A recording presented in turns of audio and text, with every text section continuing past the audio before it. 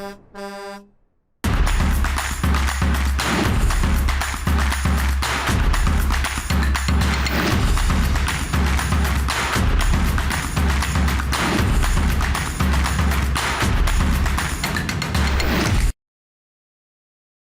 everyone, welcome back to our evening live stream here in Ottawa. I'm joined by Alex Salavois, who is joining us online. I'm joined with right-wing extremist Tom Marazzo, wearing the worst outfit I've ever seen him wear during a live stream. Tom, first of all, how are you doing? But also, why are you wearing such an outfit? I'm actually doing pretty good.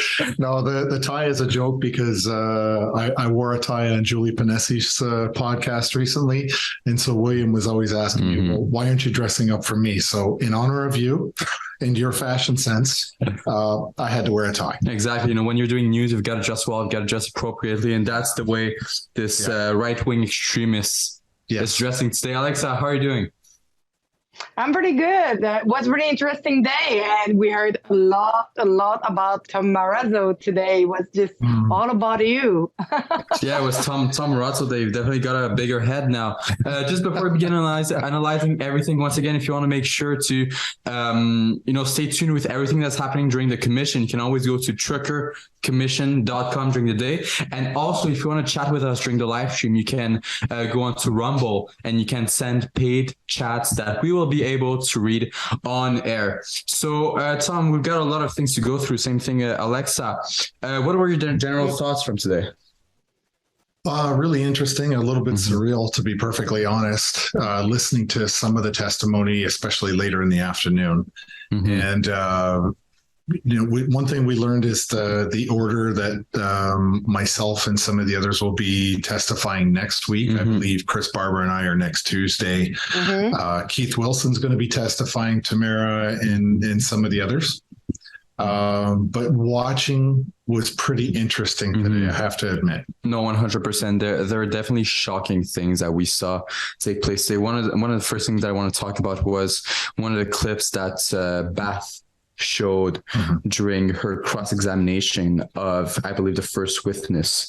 That's what happens when you live tweet all day. You forget the name of the witnesses. I believe it was Bernier.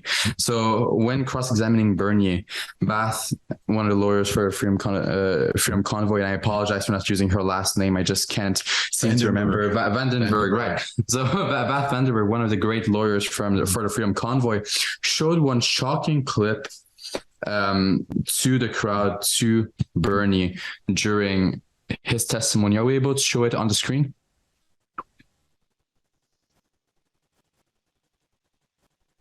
All right, so I guess we'll show it later. But just before we watch the clip, we'll be able to see it in a second. But how were you feeling in the crowd? I know I saw some people in the crowd shed tears while this video was shown. How are you feeling sitting there and seeing what's happening? Well, it's really hard. I know myself and many of the others, we do struggle watching a lot of the footage at times. It's really hard to be there and actually see that.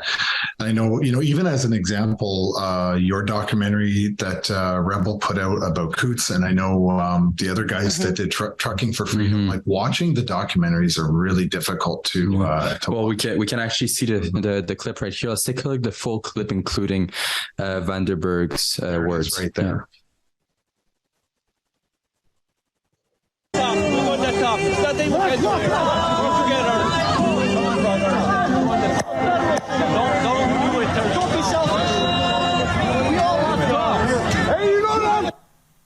All right, so do you agree that the OPS officer in this video in the back behind the ranks, the line, is using what is actually the muzzle and not the butt of what looks like a 40 millimeter chemical munition launched to beat a protester with? Not enough for me to see what exactly is going on. But you can see that there is a police officer in the back beating a protester with a rifle. There is not enough for me to see what is actually happening behind We continue bodies. playing the video, please. And the second part of the video is even worse because you can't even see further what was happening. And for me, the reaction of Superintendent Bernier to this clip was absolutely shameful. The guy wasn't shoveling snow. The police officer was not shoveling snow. He wasn't dancing. He was beating up the protester. So do you want to continue your thoughts on? Well, I had recently seen that. I've seen that video several times. And what was interesting to me is until recently, somebody slowed it down and you realized it wasn't the butt of the rifle. Yeah, it was actually turned down. It was the barrel. Just super dangerous. It's incredibly an aggressive move. I mean, I'd hate to be on the receiving end of either end, but definitely wouldn't want to be hit with the barrel of a rifle like peacefully protesting. For peacefully protesting. I don't know how you can justify that level of violence against a protester. I just don't understand how you can get to that point. Or shooting, reporters in the thigh with a ballistic projectile when they're clearly indicated that they're media. Yeah, well, that brings me on to my next point, Alexa. You also had an experience similar to that. You want to touch on that? No, but it was as well like what I think it's Bernier say that after that day, they raised their protection because of their aggressiveness of the protester. On that video, I don't see any protester that is violent at all. I saw like the opposite way. And I remember something that the first day they were pretty aggressive, I would say, on the side of the police. But the second day, I noticed something else. It was like more and more aggressivity that was rising up on the side of the police. I don't know what they say to each other that night, but it was not the same kind of police that I noticed like in these 2 days. No, 100%. But just to go back to the question, you were shot by a police officer in the leg during the convoy. That clip was not shown, but seeing that clip, we saw people in the crowd, Tamara Leach notably crying, and some people having to leave the room at the commission because it was too emotional for them. Well, how does it make you feel to see that? But at least I'm actually happy that they showed video, some evidence of what is happening. I think it should have more, like to really put them to the confrontation of, look at what happened. Do you notice the same thing that you are testimonying? Because what you are saying is not accurate of what we saw on the film.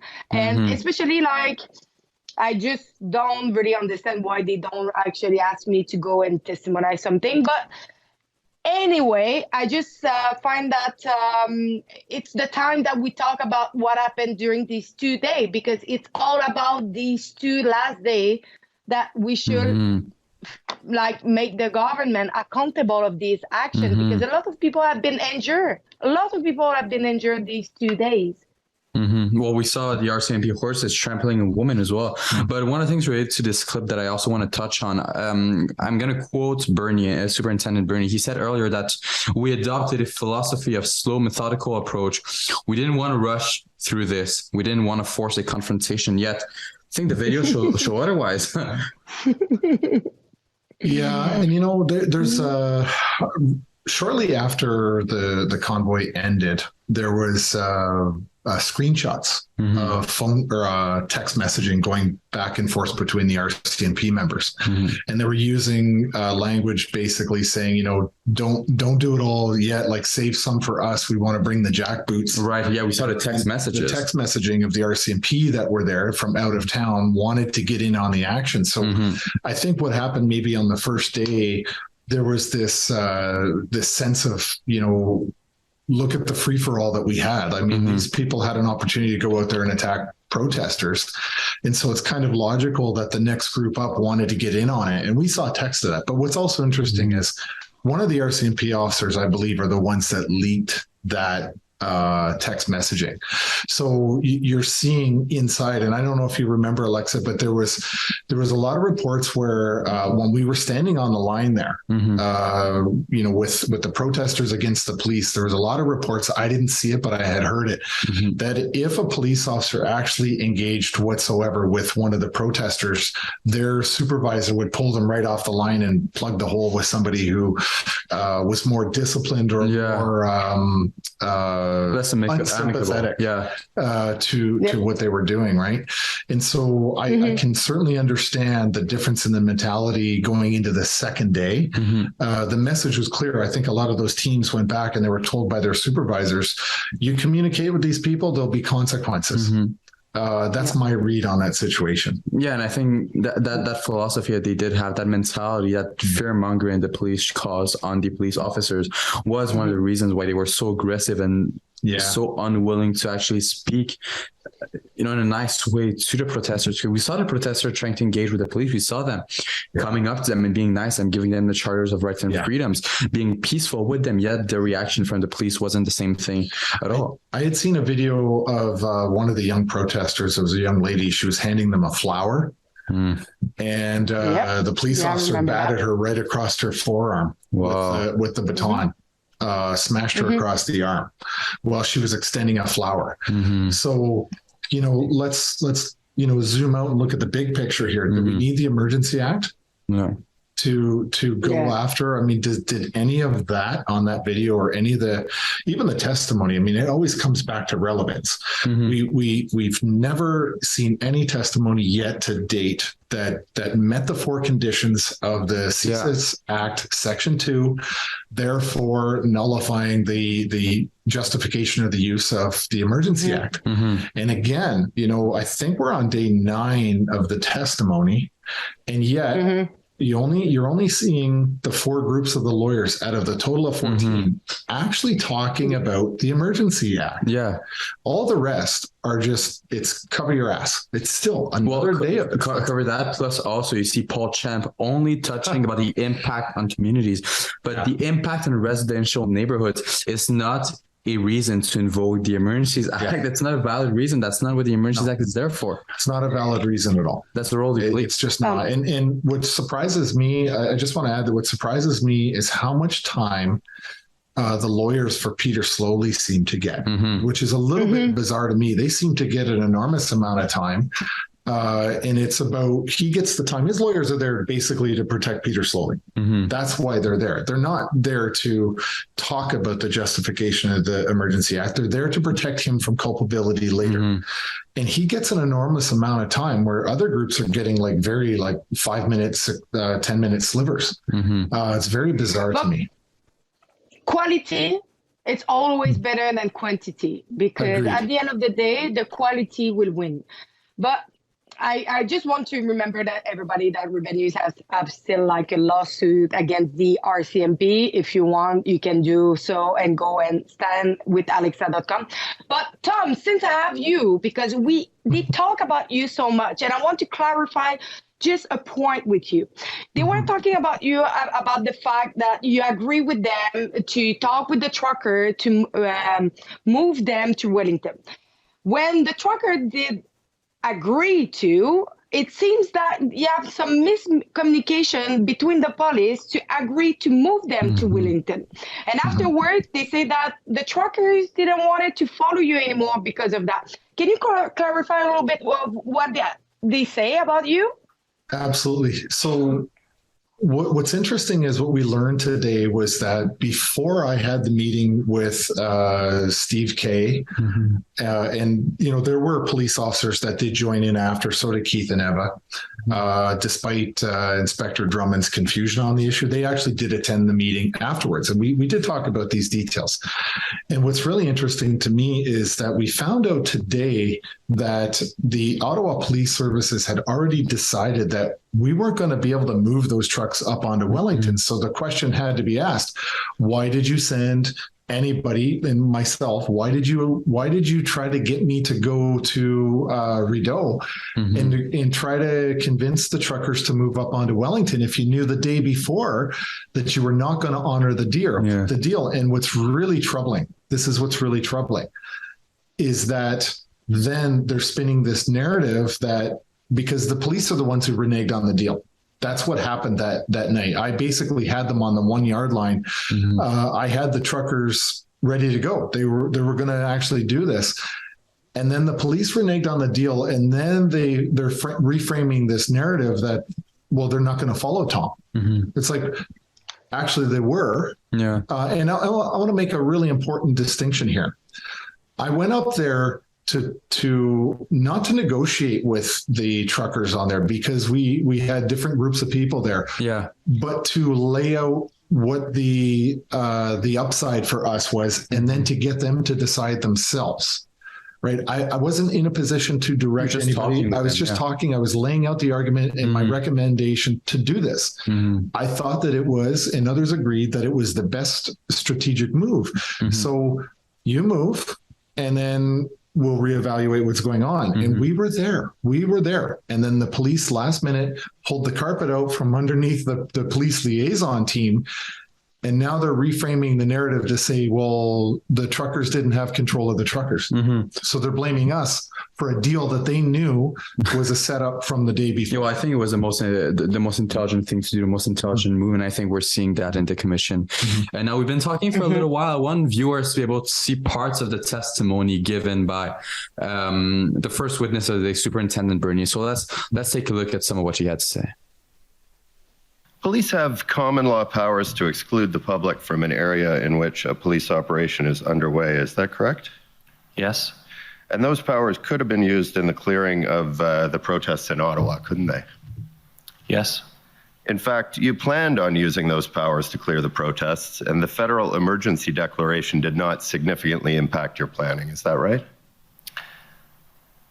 I wouldn't exactly say that.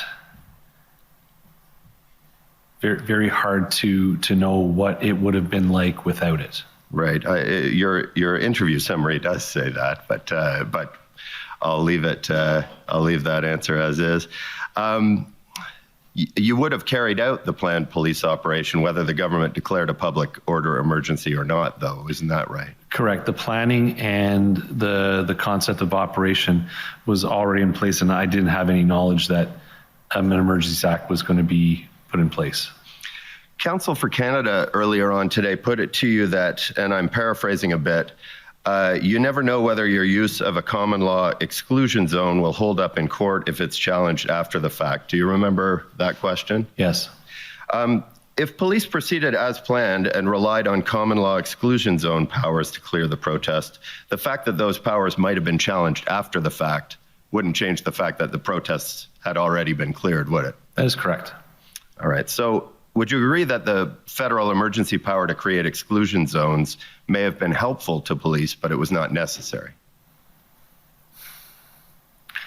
Once again, I think it was beneficial. Beneficial, but not necessary. Correct. Thank you. Counsel for Canada showed you a letter dated February 17th, 2022, earlier on today, which appeared to be a letter from OPP Commissioner Carrique to tow truck drivers.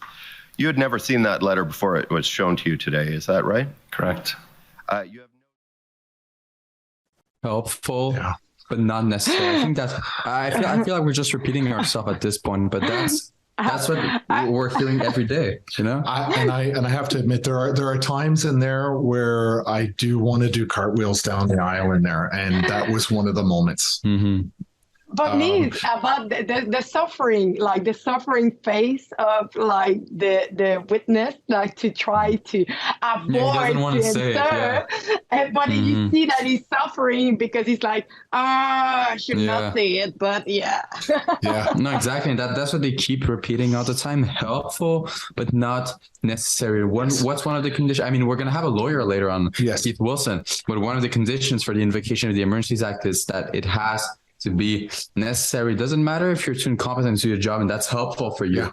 It doesn't matter. It's not about convenience, it's about necessity. And let's just look at the timeline. Okay, so I wasn't a police officer, I was a soldier, so I understand planning.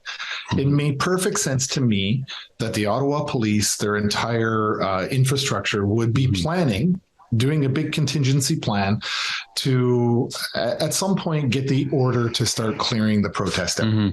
That makes perfect sense to me. And what's interesting though is that the mayor under oath on the stand said he had no knowledge that the Emergency Act was going to be invoked. But their plan was still being put into motion. They were actively for days building a plan. This we knew, it made sense. It's logical that they would do it. But under what authority were they making the plan? The plan was the authority that they always had from day one to execute that plan. So then he just confirmed it right there. We didn't actually need the Emergency Act. we already had the authority to do the plan, and we were going to execute the plan. And the only thing that was helpful, tow trucks. Yeah, that's something they've been saying all along. Yeah, tow trucks. I don't know if you did you follow like the emergent like today. You have the plan on the 9th, and the plan on the 13th, the plan on the 17th, the plan, and I was like lost in all the plan that they had. I was like, how many plans did you have? Like, well, I don't know. I think they had three. I think they had three at the end. They had an original one, the 9th, then they had a second one, the 13th. At the end, they only had 3. I think that was a total. Yeah, they would have. It makes sense to me that they would go through, because I listened to the testimony. A lot of the planning that they go through that cycle is very similar to the way the military would do that type of planning. It's modified. It's not exactly the same, but a lot of the vocabulary, the expressions are very same to military planning. And so I just thought it was very interesting to me that when I was listening to it, I thought, okay, you're doing your operational plan or your tactical plan. And you're doing it under your own authority. Yeah. You don't need the Emergency Act. And let's back up a little bit too. I believe that before the invocation of the Emergency Act, Ontario had already declared a state of emergency. So that even further enhanced their plan. So they already had an enhanced level of authority under Ontario. But it doesn't appear to have an enormous amount of teeth, but it still was, the city declared a state of emergency, which strangely enough was toothless, because it actually you have to invoke the Riot Act, which is a bizarre thing. And then the province went to an emergency under all of that authority that they already had. They were doing planning to do what they did. It's just now they got the Emergency Act, and the only benefit that it gave them was the fact that they could literally almost federalize some tow trucks. Everyone declared the situation an emergency situation. But I just want to touch on 2 last things, because I see that Keith Wilson entered a little building right here, and we only have you for 7 more minutes. But one of the things that I want to touch on is one of the things that Paul Champ said as a question. This great lawyer, he said that doing this with the jerry cans and propane, you guys using this, he said, quote unquote, would mean that the protesters could have been hurt or injured due to their own freedom. I couldn't stop laughing when I heard that. What a bizarre thing to say. Yeah, exactly. Yeah, there you go. Due to their own freedom. I listen, I don't really. I was listening, and I was really struggling to understand where he was going. And you're going to hear, I hope, we're going to hear testimony about the steps that we took, both involving 2 inspections from the fire marshal and from the Electrical Safety Authority, with generators and electrical panels we set up in places, as well as all the steps we took to safely store the fuel. There was inspections, and I'm hoping it comes out. Yeah, I think that you touched on it on yesterday's live stream. You touched on the fact that the police department came to you guys and made an inspection. Yeah, I mean, my recollection of that is that the day before, on the Saturday, the day before the police raided Coventry, the fire department came and inspected, made recommendations. We did the modifications. They still came in and did the raid anyway, which, by the way, we also heard testimony by several people. Yeah, there was a lot of divide about doing that raid. And in fact, there's a phone call that we received where a police officer was making an apology about doing the raid at Coventry. And I'll leave that alone, because I think I'll be testifying on these facts. But the day after Coventry, again, the fire department came out and did an inspection on the fuel, and they said, okay, it's safe. So for Paul Champ to grasp at ambulances while he's chasing it. Yeah, we can't say the worst. I don't know. I think it's surprising from Paul Champ, though. But seriously, I think Paul Champ is a waste of time for other great lawyer or other people to ask questions, especially on what one of his questions was like, "Are we been lucky in Ottawa to have nobody being hurt or killed?" I was like, "Are you kidding? Are you kidding? Homeless have been feed in the street, and some people have been donated most of their time to others. You think that someone would be hurt or killed?" I'd love to know what this tax the rich, incompetent lawyer guy, Paul Chan, would have to say about the BLM protest that took place in the United States. If he thinks those were just unlucky protests where it cost billions of dollars in reparation to the city. One last thing that I want to touch on before you leave us, Tom. Right-wing extremists. At the beginning of the show today, I made that joke that you're a right-wing extremist, and I see that as soon as Keith Wilson entered, you took your tie off. Yeah. But right-wing extremists, we heard them discussing the fact that there was right-wing extremism in the protest. What do you have to say to that report that was presented? Yeah, so what's interesting is this report that they were referencing in the commission today. I found it really interesting because even Inspector Drummond said, hey, that's not something that we would have factored into our intelligence. Where did that come from? And I suspect I know, but I don't want to say because I'm not 100% sure where that report came from. But it is, from my perspective, it was just dropped in to further a narrative. I don't think it had any... It doesn't have a lot of practical use in the commission other than to drop in this these phrases, right? These phrases, you know how it is. It's just wash, rinse, repeat. Just say the same thing over and over and over, and it's meant to manipulate people that are susceptible to that kind of a language. And the reality is that my joke is I played right wing in hockey, a little bit of soccer, but in terms of extremist, I'm just going to leave it at that because we'll see how that fares. Yeah, you were probably a little bit too far away in the oppositions. Because I tend to consider myself a moderate, right down the middle, to be perfectly honest. So to say right wing, that's just using words against people. It's all a psyop. No, I'm sure the Antifa groups wouldn't agree with you that they would think that you're an extremist. Tom, thanks for coming on today, and we'll definitely see you soon. Thanks for the tie. Of course.